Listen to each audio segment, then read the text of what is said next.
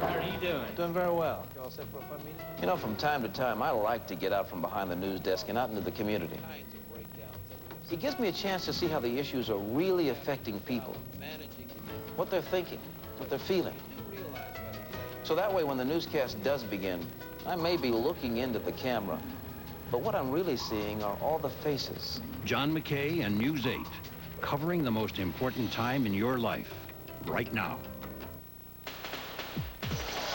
Hot fun! It's summertime like you've never seen it on Good Morning Texas. New shows, cool guests, hot places, no tired reruns here. Hot fun in the summer. Get together with Scott Sams and Deborah Duncan and take on the summer. It's hot fun. Hot fun in the summer. And it's tomorrow morning at 9 a.m. only on Good Morning Texas. Oh, yeah. Hot fun in the summer. Right now, this car is spotless, but how can it possibly stay this clean? The graffiti-scarred New York City trains are legendary. But DART officials insist that won't happen here. They're testing solvents to remove marker and spray paint. And each night, trains get scrubbed down and sent through a powerful train wash. It's an aggressive plan to keep this from ending up on this. Zero tolerance, no graffiti on the car at all. If there is graffiti, we clean it before it runs. DART's budget to beat graffiti is under $10,000, but a lot more money has been spent on beautification. In Dallas, the train stations are a mix of the new, neon, and bright colors at the Convention Center stop, and the old, at the West End, turn-of-the-century light fixtures, steel, painted to look like black iron, and classic red brick. I'm excited by them, and I think they're a positive addition to the downtown scene. Joe McCall is an architect, and he designed 4 out of 21 stations. Almost all of them include a sweeping arched canopy, but there the similarities end. The Union Station stop looks like its all-white namesake built in 1916. Then there's the Zoo stop on the Red Line, complete with giraffe-like tile and tiger stripes around a supporting column. I think the stations are wonderful. I am particularly pleased with the Zoo station. I think it's a fabulous station. But all that artistic work cost a lot of money. On average, $3.2 million per station. It will be there hopefully 30, 40, 50 years from now. It is something that the citizenry and the ridership want to be proud of, not only today, but many years from now. So far, the review from citizens is positive. Virtually everyone we talk with loves the look, but a few say they're concerned about the price tag. I think they look very good. They're very nice, very comfortable looking, they're very pleasing. They're really nice. Yeah, and probably really expensive. I mean, I've lived in Boston and Philadelphia, and they didn't have anything like this. The stations have another surprise in store, art, and lots of it. From sunflower-shaped clocks downtown, to modern cone-like sculptures, to more traditional ceramic tile work.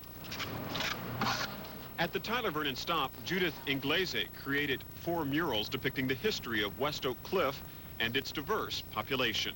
But I think after the fact, you know, after the artwork's up, I think you usually find people saying, you know, it's mine and, you know, I love it. It's very rare, I think, that you have people complaining unless they really don't respond to the artwork, unless they feel like it is imposed.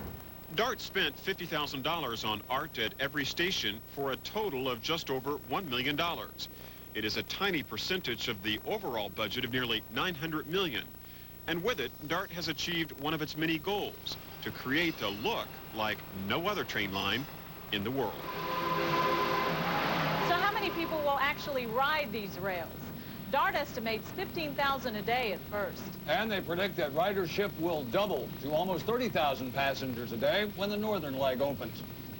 The next question tonight, what's ahead? Welcome to the year 2003. Central Expressway is still a parking lot, but to the side of the highway, what some consider the suburban commuter's salvation, light rail. If all goes as planned, just after the turn of the century, you'll see light rail extending north of Park Lane all the way through Richardson and ending at Parker Road in Plano, with DART stations all along the route. That's a total of 20 miles of track to service folks working more than 125,000 jobs between Dallas and Richardson alone. It won't happen fast enough for Holly Faroki, who lives in Richardson, works downtown, and depends on DART buses she catches here at the Richardson Transit Center to navigate North Dallas's traffic nightmare. I know a lot of people who work downtown who ride the bus right now. They park their cars and hop on the bus to downtown, you know. You'd think they'd hop on the train instead. Oh, yeah, definitely. A new day in transit will rise east of downtown as well. DART wants to put light rail on the railroad tracks beginning at the Mockingbird Station, winding around White Rock Lake, on up to Forest Lane, and ending in Garland. This whole area is a walkway area, but it also is a raceway. The expansion into the suburbs will cost around $300 million. But DART executive Roger Snobel says it can be done. In fact, he argues, it must be done. We can't continue to pave over the earth with concrete. There's got to be other ways to make our transportation system work better. For another $200 million, DART's commuter railroad service will run from Union Station all the way to Fort Worth, where it will hook up with the T. A stop at DFW International's main terminals is still under discussion. The whole region is expanding, and that's what DART's all about, is to help facilitate the expansion, yet not give up the quality of life that we have in this region, too. Would that quality of life improve by adding 3 more lanes of traffic to Central Expressway? Snobel says extending light rail to Plano will do just that. Northern California's Bay Area Rapid Transit used the regional concept for its heavy rail service that runs from East Bay cities through Oakland and into San Francisco. This Richardson woman lived in the Bay Area. Used it in California, and I enjoyed it a lot. Dallas is the latest big city to go online with light rail, the first in Texas. With DART's past history of political skirmishes and questions about spending, officials hope their vision of the future won't get derailed. We're pulling into the Pearl Station, the end of the line for now. But it's really just the beginning, as Dallas becomes the first city in the Southwest to have modern light rail. To celebrate, DART plans a huge party beginning Friday with a 10:30 dedication at Union Station.